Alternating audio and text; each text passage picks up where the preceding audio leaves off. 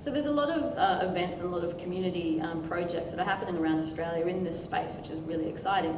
And in terms of Open Knowledge Foundation Australia specifically, of course all the ambassadors will be running events in their local towns. We've also got a series of topic-specific ambassadors. So there's an ambassador for the GLAM sector, looking at galleries, libraries, archives and museums.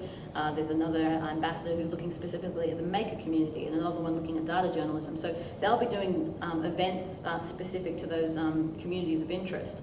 And then we've also got things like, GovHack. GovHack is going to become, Open Knowledge Foundation Australia is the natural home for GovHack, so that's going to be the big yearly event that we'll run as well.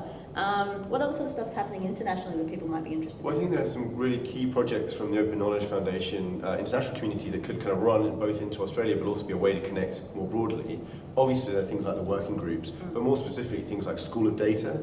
Get involved in teaching people data skills. You can do that both from your local town up to doing virtual hackathon, datathons around the world. There's things like open spending, mapping the money worldwide, but also mapping the money locally. Get your local city's budget, get your local town's budget, get the federal budget, get that transparent and see where the money flows from out of your tax pocket to where it goes to fill in the potholes on the street.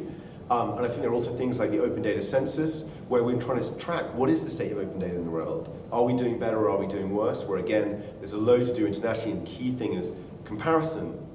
And also then there's a whole bunch of tech projects that I won't go into right now, but there's things from CCAN through to Timeliner. There's a whole bunch of things for people to get involved in, building tools, building insights around data and content.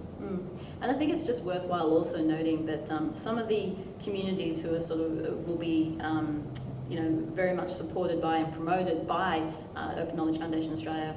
It's worth giving a hat tip to Open Australia as a particular community that's doing fantastic work, and that we're going to support very strongly. So keep an eye out. We're going to try and list as many of the communities and projects that are happening in Australia as we can on the website, and hopefully that'll give you a great way to get involved.